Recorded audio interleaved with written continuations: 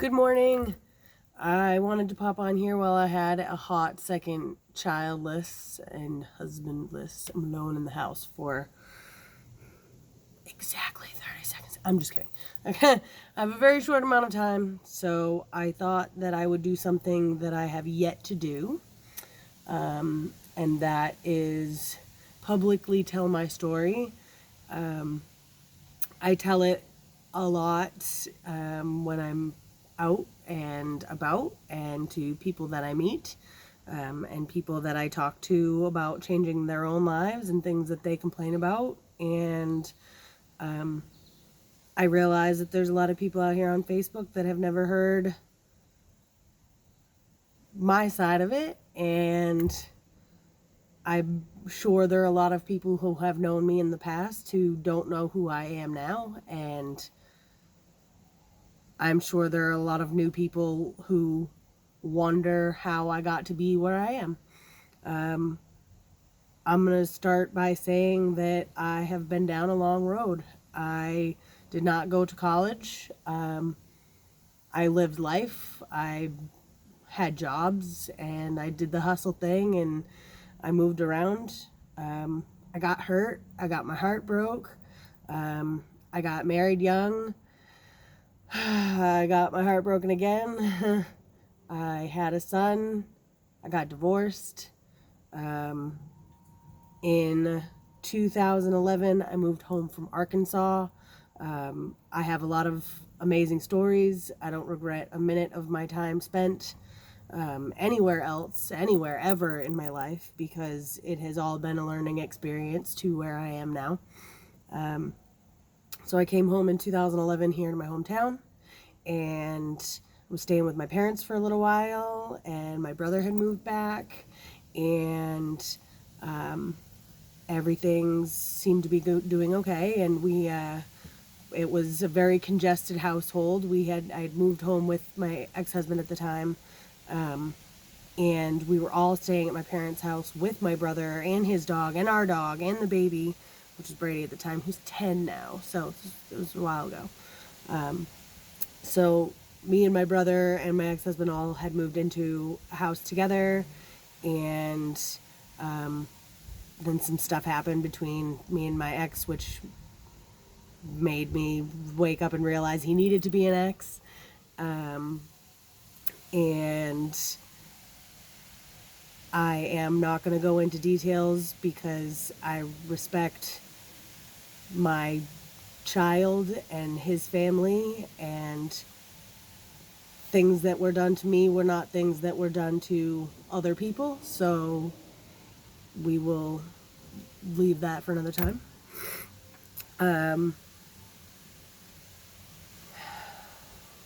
So 2 weeks into moving into our own place, I decided that I was ready for a divorce. Things only had gotten worse when we moved in alone. And so I spent that year in the darkest place in my life, feeling like I was a failure, feeling like I couldn't do anything. I'm 20, I was 24, I have to get a divorce. Oh my God. I was 24, 23? I was 23 when I had Brady. 2009, 2011 we moved home. And then I was going through my divorce. It was awful. I remember I was like a rage machine. I did get more fit that year. I was going to the gym to work out my aggression, and I think I had gotten down to a 180. I think my doctor said it was 183 was my lowest then. So now I'm officially 170, but this morning it was 168, so I'll take it. Anyway, so that was quite a few years ago. And then after that, in 2012, I met Dan. That is a whole nother story in itself. I'm going to try to get to the point of this story. That was the prologue. So now we're starting to get into the good stuff. If you've hung out with me this long, I really appreciate you. I really do, because It's quite a story, I promise. So in 2014, in February, me and Dan got married, and it was a beautiful ceremony. And the only thing that I can remember from the day was being so anxious that I couldn't enjoy myself. So self-conscious that I didn't feel beautiful in my own dress, in my own body. But even then it didn't hit me. What? I'm a little slow, I'm not gonna lie. So at the end of, so in 2014, we got married and we immediately started trying to have another baby. At the time, Brady was, he was 3, he was almost 4 maybe. And we wanted to try to keep the gap pretty small. Well, in the end of 2014, it was October 2nd, my brother died. And that week was just, it was a nightmare. It was living in a nightmare. Monday afternoon, we had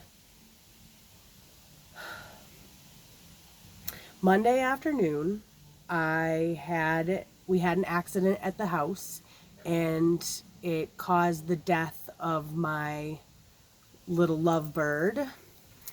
His name was Peep. He was the best. Me and Dan had got him for each other when we got married. It was our little buddy, our little friend together, because we didn't have a child together. And I was getting my son outside on his little tractor. He had a little John Deere tractor, and I had Peep on my shoulder, and I had Brady on the little tractor, and I was getting Brady out the basement door, and I went to shut the door, and just as I went to shut it, Peep flew off of me to fly to Brady. And I remember thinking he never flies outside. I've had him outside before, but he never flies to anybody. He never flies away from me, and he never flies to Brady. He never flies to Brady. Brady was like this new and interesting, like really energetic other being in the room, and he was kind of scary. So he flew off me to fly to Brady, and he was in the door when it shut. And I was devastated, and I saw the light leave his eyes in my hands, and I just remember the sound of my own voice screaming. And if I could do it again, I think that in my whole life, that would be the one thing that I would change, is not screaming, because that's the last thing that he ever heard when he left this world. And that was awful. And that was Monday. So I call my mom and I say, Mom, can you come over and help me clean out his cage? Because I need some help to move the whole cage down into the basement, because it was a pretty big cage. And because it was in the middle of my kitchen, and he had just died, and it was like, I was devastated, and I didn't want to look at it. So Mom was going to come over and help me. And then the next day, it was Tuesday, came around, and she called me, and my brother had gotten into a car accident, and she had to go take care of his stuff. She had to go take care of him. Okay, well, then it was a couple of days later, we found out that he had died, because he had gone home after he got in the car accident and used again after he hadn't used in a really long time. And he couldn't handle it. And my mom found him a couple of days later in his apartment. And she's still, to this day, it's nothing to be ashamed of. She tried. My God, my mom gave it her all. Woo! That is a story for another time. I'm trying to get my story out before it gets too lengthy. So we'll get back on track here. So that was the week that my brother passed. And of course, after that, I shattered into a million pieces. I will always remember exactly where I was when I got the phone call. I will remember exactly who was with me, but nothing else. It was a blur. devastating, but at the same time, it was freeing. There was nothing left inside of me of what I thought that I was. If my parents can be such these amazing people and still have someone not be able to take responsibility for themselves that they raised, then there must be a reason for one's own choices, right? One's own trauma. So that was the first breakdown of my ideas of this reality. When he died, I felt like a puzzle that had shattered into a million pieces, and they were all over the board. And for the years after, I was just picking up these little pieces one at a time. We did therapy. I had, mind you, through all of this, through most of my life, in like, all right, I'm 34, so like, since I was like 14, I've been on depression medication, or was on depression medication. So for like 20 years, depression medication. And therapy and all of it. So after he passed away, I started to realize some things. That everything is meant to be. And my bird dying the way that it did 2 days before he died was just, he had to be in the door right at that second. If he had flown off me a second before or a second after, he would have been in or outside the door. If anything had been different from when my brother died, it would be, this would be a completely different story, but it's not. That was part of it.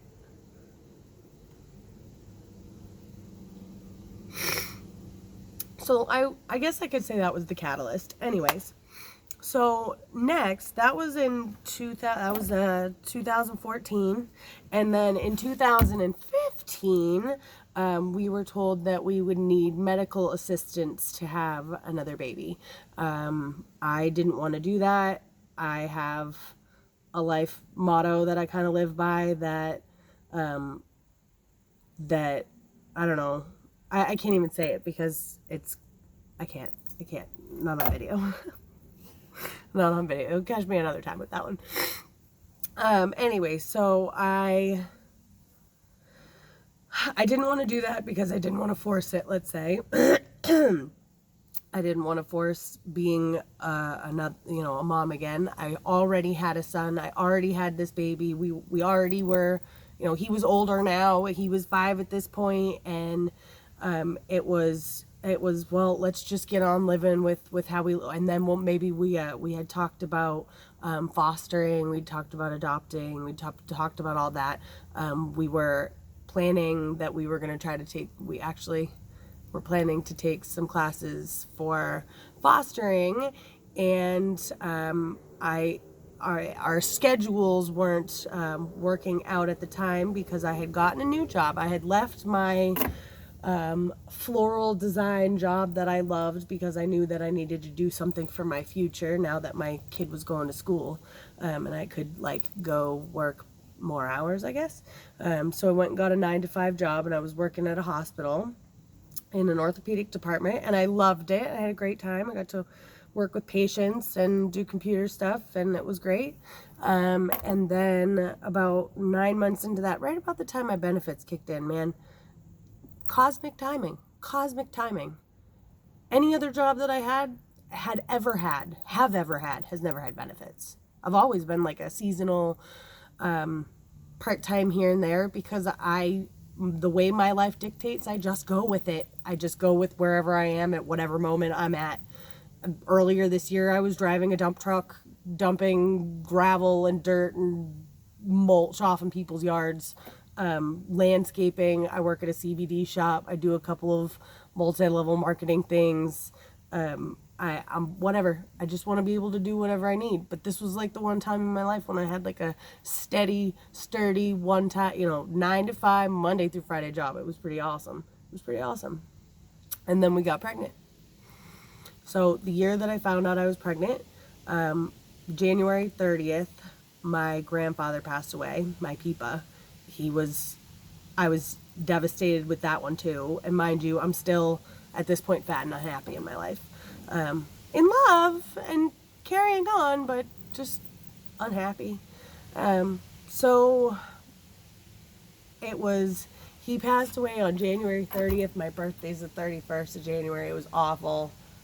It was within hours. I was like, come on. And then 8 days later, my mom, her birthday's in February, I found out that I was pregnant on her birthday. It was just, again, perfect cosmic timing. I gave her a card that said, Mom, I know with everything going on, I didn't have a lot of time to get you a gift, but if you wait about 9 months, I'll have something really special. And it took her a couple minutes. We went through all the feels, and I tell you, man, I had the worst pregnancy ever. Worst pregnancy ever.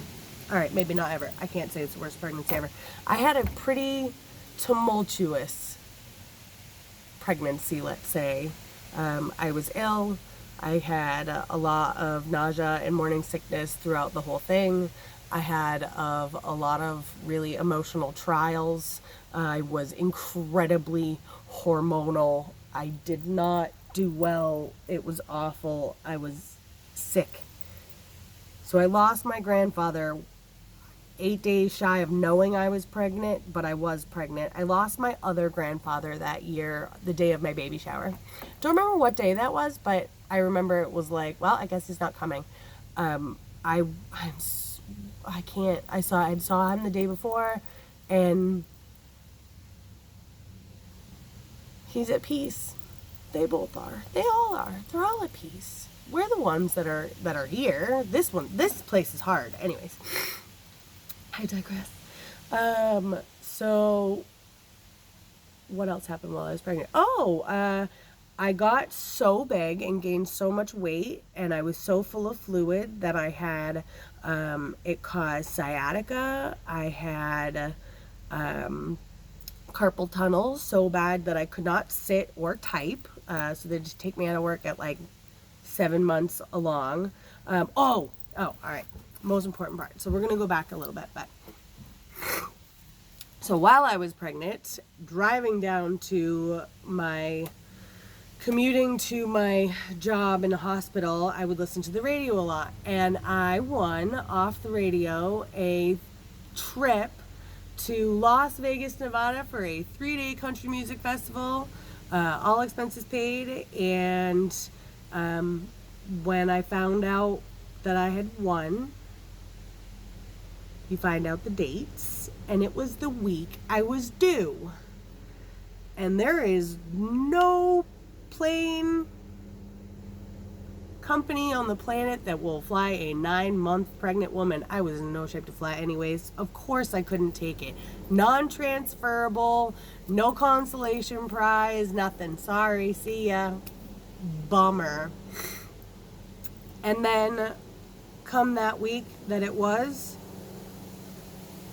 the day of my brother's death, 3 years to the day. I would have been in Las Vegas, and that was the concert that got attacked, and a lot of people got really hurt.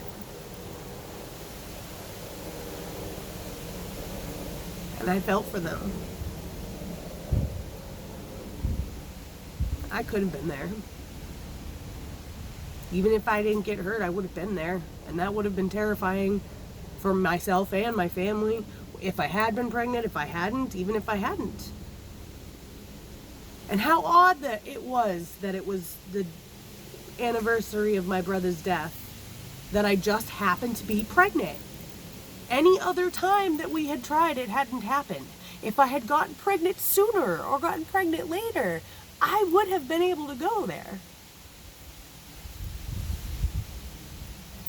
This is usually the part where people tell me that they have goosebumps, and then I tell them, wait, it gets better.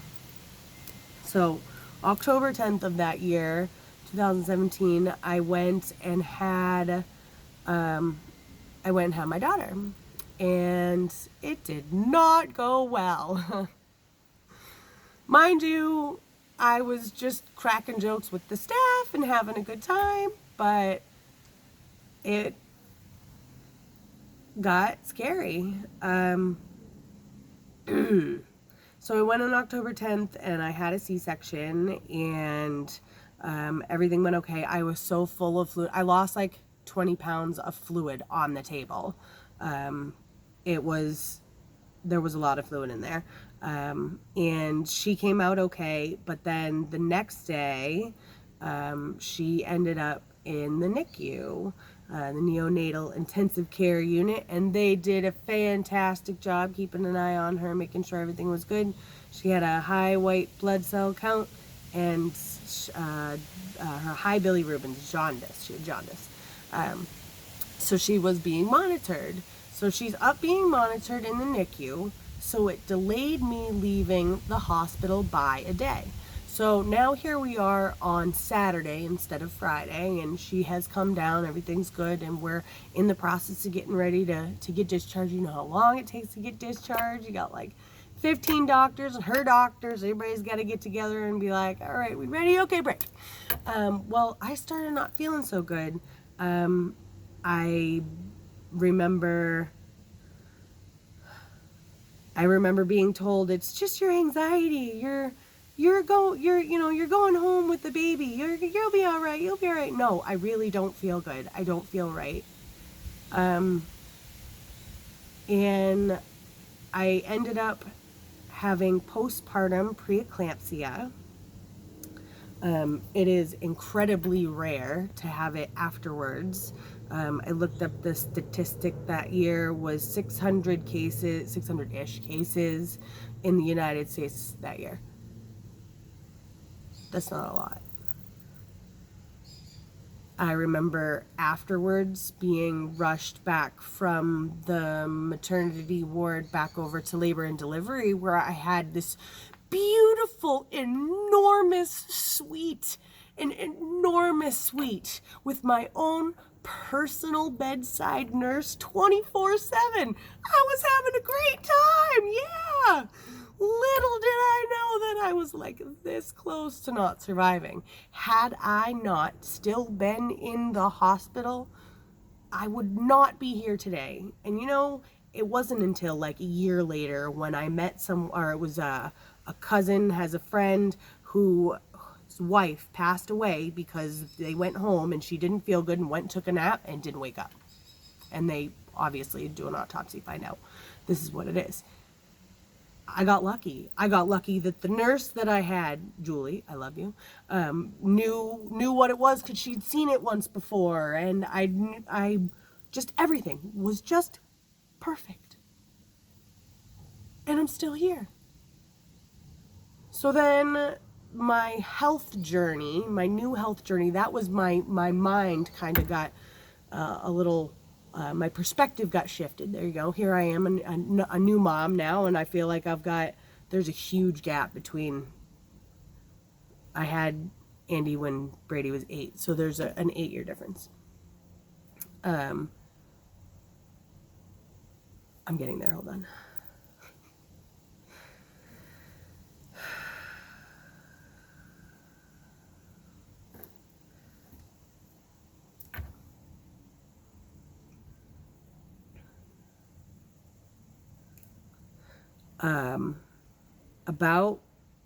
All right, so May of 2019, I was digging around the yard. Here I am, broke, tired. I'm a mom. I couldn't pay anybody to do anything. I really couldn't go to work because I didn't have any childcare. So I did for a little bit. I worked part-time for a little bit. Anyways, but I started working on my yard. That was the point I was trying to make. Sorry about that. So I started working on my yard. And while we were doing a few things, I had found this rock under our stairs. We had dug our stairs up a couple of years ago. We've had all these like awful crap-tastrophes in between all this other stuff. And it's been an extremely interesting, rapidy ride, let's just say. It's been there's been waterfalls, okay? There's just, woo!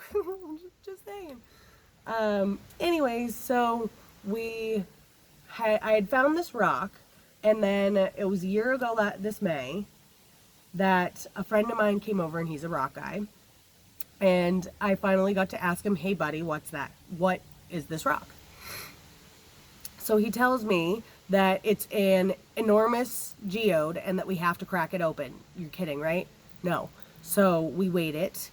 It was 23 pounds. And then 23 pounds. 23 pounds. It was like the size of a basketball, but it was really heavy. And it was really ugly, like knobby looking rock.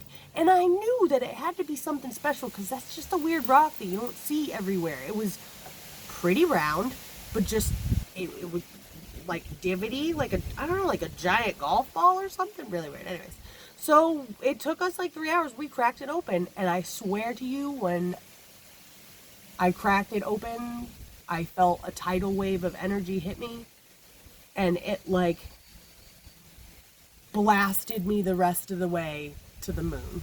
Let's just say. There is no other way to describe it. It changed my entire perception of reality. This rock was sitting under my front stairs for 2 years before this kid came over. And we popped it open, and there are all these brilliant, beautiful, clear quartz crystals in the shapes of little, they look like rosettes inside, or little, they look like, if you've ever seen hops growing, it's kind of like viney, but the way that the way that the hops look, that was what it looked like inside. It was so gorgeous, sitting under my front stairs. So I started looking around. I started looking around my yard, and I found more. I found 3 of them. One of them that I found was 40 pounds. We cut it with a pavement saw. Just incredible things that changed my perception of reality. That if you start listening to the things around you and the things inside you, that things get better. So as my reality shifted and I started changing my brain and the way that I was thinking and the way that I was thinking about myself, I started to realize that I'm the only one that can love me the way that I need to be loved, and the only one that can care for me the way that I need to be cared for. And if I want to live a good, clean, happy life, I need to make it that way, not anybody else. I can't expect anybody else to do it, because I've learned to expect nothing and appreciate everything in every day, in every way. So here I am on the other side of 70 so pounds and an absolute transformation of myself, my home, my life. I feel better about everything. I feel less stressed. I am off all my meds. I am eating clean. I'm eating things that I never thought. I'm not eating things that I never thought that I would not eat. I care, but I care what I put in my body and on my body, and I care who I have around me, and I care what I do with my life, because I feel like I've been saved. I got to this point so that I can sit here and tell you this story, that I have come from all of that and almost dying and being fat and unhappy to transform myself. No fucking excuses. Pardon my language.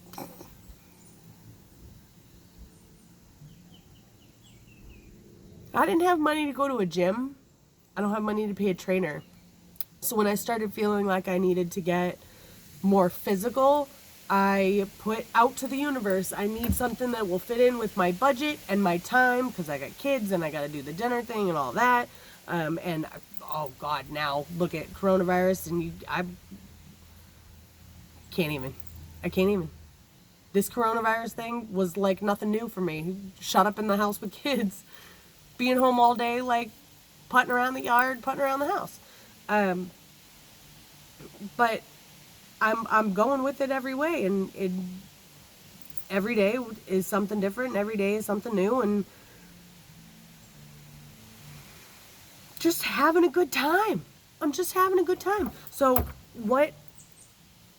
back to the original timeline, 2 days after I popped that first rock open, I woke up with pneumonia. It like the energy blast like knocked all of the garbage out of my body. I had been a smoker for 15 years and I woke up with pneumonia and I never smoked a cigarette again. So that was almost a year and a half ago now. A year and a couple months? I don't even know what month it is. Do you? July? August? I don't know. How many months ago was that? Oh boy. So after I started realizing if